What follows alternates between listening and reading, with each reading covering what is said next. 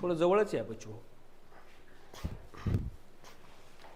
त्याचा 15 ते 20 फुटाच्या नंतर ते आवाज घेत नाही. ओके, चला.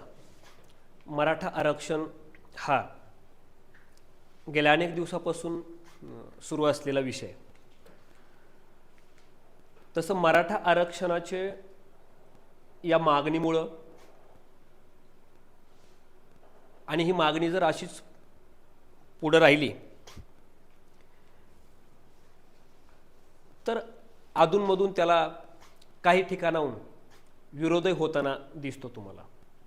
मराठा आरक्षणाला हा विरोध लोकांचा नसतो. सामान्य लोक कुठल्याही आरक्षणाला कुणालाही विरोध करत नाहीत. बघा, गावागावात ओबीसी, एससी, एसटी, ओपन सगळे गुन्ह्या गोविंदानं नांदलेले आपण पाहतो.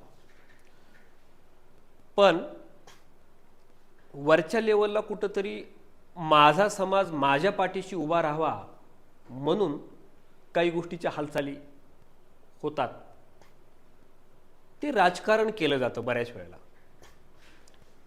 कुठल्याही आरक्षणाचं राजकारण केलं जातं आणि मग जाती जातीत दरी निर्माण करून त्या दरीचा फायदा कसा करून घेता येईल याचा प्रयत्न राजकीय पटलावर केला जातो.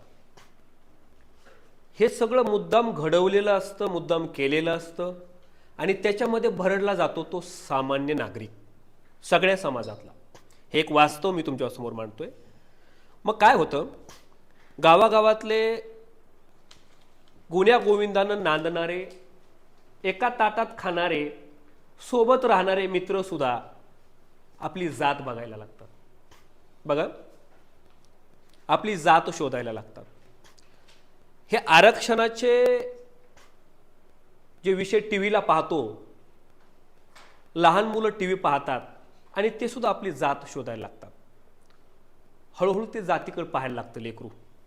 बघा, ही दरी अशी जर वाढत गेली तर माणसं माणसावर जातील आणि ही माणसं पुन्हा एकमेकांमध्ये रमत नाहीत. ते आपली जात शोधायला लागतात आणि याचा विपरीत परिणाम समाज जीवनावर होतो. कुठल्याही आरक्षणाचा याचा विपरीत परिणाम समाज जीवनावर होतो आणि समाजाची जी एकता आहे ही घडी कुठंतरी विस्कटल्यासारखं होतं आणि ही घडी फार विस्कटून जाते. आणि ज्यानं ही घडी विस्कटण्याचा प्रयत्न केला ते नेते एकमेकांसोबत बसतील, हसतील, खेळतील. तुम्ही मात्र एकमेकांपासून विभागलेले राहाल. आता इथं सगळ्या जातीचे धर्माचे लोक आहेत असं गृहीत धरूनच आपण बोलतोय. होतं काय बघा, पक्ष, संघटना, वरच्या लेवलची माणसं पुन्हा एकत्र येतील आणि एकत्र बसून त्यांचं काम करतील. पण खालचे लोक एकत्र येत नाहीत. तेवढी मॅच्युरिटी त्यांच्यामध्ये नसते आणि मग त्यांच्यामध्ये अशी दरी निर्माण करायची, त्यांना विस्कटून टाकायचं आणि विस्कटलेल्या वेगवेगळ्या जे गट आहेत जातीचे त्याचा फायदा राजकीय करिअरसाठी करून घ्यायचा. असं काम, असं षडयंत्र राजकारणात केलं जातं आणि ते देशासाठी, राज्यासाठी आणि मानवतेसाठी घातक आहे. यानं एवढी मोठी दरी निर्माण होईल म्हणून आरक्षणाचा प्रश्न कायमस्वरूपी निकाली काढला पाहिजे. तात्पुरता नाही. या ज्या आता सुरू आहेत ना, ह्या तात्पुरत्या मलमपट्ट्या आहेत सगळ्या. कोणत्याही जातीचं आरक्षण असू द्यात, ते कायमस्वरूपी निकाली लागलं पाहिजे. आज मराठा समाजावर अन्याय होतोय, तो रस्त्यावर आला, त्यांनी रक्त सांडलं, त्याला आरक्षण मराठ्यांना दिलं जाईल, ते मिळेलही अशी आशावाद करायला हरकत नाही. पण कालांतराने आणखीन कुठला तरी समाज येतो, मला अमुक याच्यात घ्या, तमुक याच्यात घ्या. यानं हे जर असंच होत राहिलं तर याच्यामध्ये एक मोठी दरी निर्माण होईल. म्हणून सगळ्यात महत्त्वाची गोष्ट, माणूस म्हणून तो एक राहायला पाहिजे आणि म्हणून त्याला समान नागरी कायदा आलाच पाहिजे. काय मत आहे तुमचं? म्हणजे किती दिवस जाती जातीत, धर्मात धर्मात या देशात भांडणं करण्यात आपण एनर्जी खर्च करणार आहे? किती दिवस? आणि जाती जातीत आणि धर्माधर्मात भांडणं करण्यामध्ये जर तुम्ही आम्ही आपली एनर्जी खर्च करायला लागलो तर प्रगतीसाठी आपण कधी ताकद लावणार आहे? आमची ताकद फक्त यालाच जाते ना आता, माझी जात, माझा धर्म. आपण मानवतेबद्दल आता मला सांगा, ठीक आहे, आपण थोडंसं विषयांतर करतोय आता, तुमची सगळ्यांची माफी मागून. कधीतरी माणूस कुठल्याही जातीतला असू द्या, इथं सगळ्या जातीची लोक आहेत, कधीतरी माणूस झाडं लावले नाही किंवा झाडं जगवले नाही म्हणून कुणी मोर्चा काढलाय? आज सगळे, आता ठीक आहे, आता मराठा समाजाचे मोर्चे निघले, याच्या अगोदर एससीचे निघले, एसटीचे निघले, ओबीसीचे निघले, सगळे निघले, पण सगळ्यांना एकत्र येऊन कुठंतरी मानवतेचा विचार करणं गरजेचं आहे, असं नाही वाटत तुम्हाला? कधीतरी ही सृष्टी जगली पाहिजे, झाडं जगले पाहिजे, झाडं तोडूच नयेत म्हणून कधी आंदोलन झालंय? कधी मोर्चा काढला? झाडं जगले पाहिजे म्हणजे समग्र मानवतेचा विचार तुम्ही आम्ही आज करत नाहीये. तुमची आमची जी विचार करण्याची पद्धत आहे, मी माझी जात माझ्यापुरतंच बघतो, आपण आपल्यापुरतंच बघतोय, आणि हे समग्र देशासाठी घातक आहे, इथल्या मानवतेसाठी घातक आहे. एक माणूस म्हणून आपल्याला ते कायमस्वरूपी घातक ठरणार आहे. म्हणून आज सगळ्या जातीचे धर्माचे लोक इथं आहेत आणि आपण तो विषय घेतलेला होता आजच्या आपल्या भाषण कला प्रशिक्षणच्या कितव्या दिवसा आपला चेअरमन साहेब? तिसऱ्या दिवसाच्या निमित्तानं आरक्षण हा विषय घेऊन आपण या ठिकाणी आज बोललो आहोत आणि तुमची चर्चा चालू आहे सगळ्यांची. म्हणून कुठंतरी सगळ्या जाती धर्माचे लोक एकत्र बसलेले आहेत म्हणून ही साधक बाधक चर्चा व्हावी म्हणून हा विषय आपण इथे घेतलेला आहे. चर्चेतून बऱ्याच काही गोष्टी कळतात, बरंच काही नॉलेजही मिळतं याच्यासाठी. पण पुन्हा एकदा मी प्रशासनाला विनंती करणार आहे, कारण हे सगळं प्रशासनाच्या हातात आहे, तुम्ही आम्ही बोलून काहीच उपयोग नाही. कुठंतरी 35% घेतलेला, 40% घेतलेला डॉक्टर आणि 70-80% घेतलेला तो जर घरीच बसत असेल, शिपाई म्हणून काम करत असेल, तर ही खूप मोठी दरी आहे, ही खूप मोठी दरी आहे आणि हे देशाचं नुकसान आहे.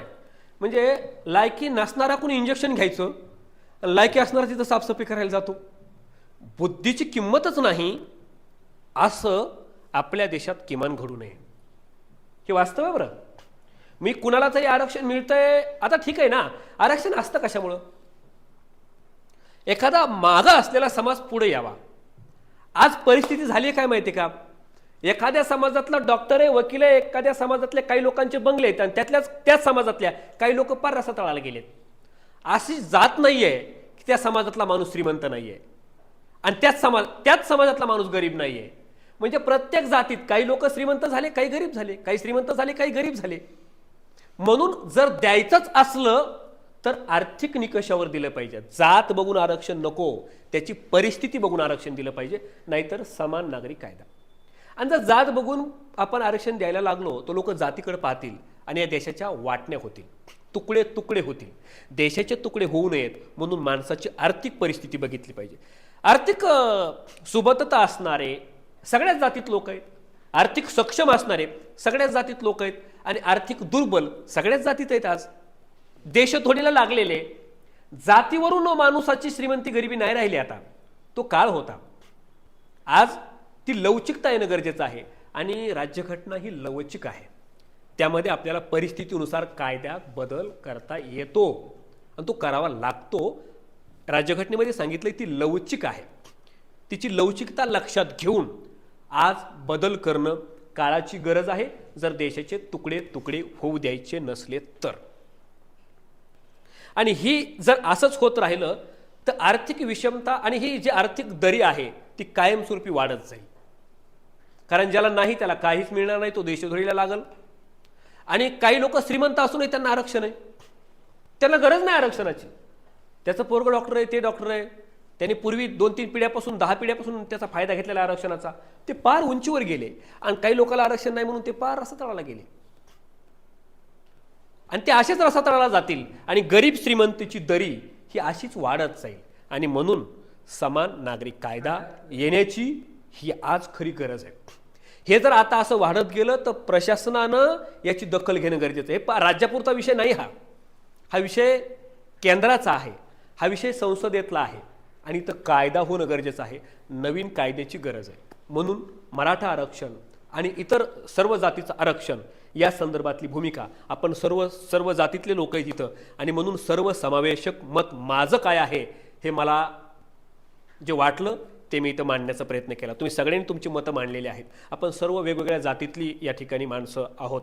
आपल्या भाषणकला प्रशिक्षण वर्गात 3रा दिवस आरक्षणाच्या विषयावर चर्चा, याच्यासाठीच आपण हे लेक्चर आपण या ठिकाणी ही चर्चा आपण या ठिकाणी भरवली होती. आणि त्यामध्ये माझं मत अशा पद्धतीनंच आहे, समान नागरिक कायदा असावा. आरक्षण हे नसलंच पाहिजे. जो जिंकेल तो जिंकेल त्याच्या बुद्धीनं. अशा पद्धतीचं मत माझं तरी आहे. आपण आपलं मत प्रत्येकजण तर मांडणारच आहे. तुमच्याही मताला आपण सुरुवात करूया. मी थोडं तुम्हाला थांबवलं, तुमच्या मताचं खंडन करून मी माझं मत मांडलं, त्याबद्दल मी तुम्हाला सर्वांची दिलगिरी व्यक्त करतो आणि तुमच्या विषयाकडे पुन्हा एकदा येतो. धन्यवाद. जय हिंद, जय महाराष्ट्र.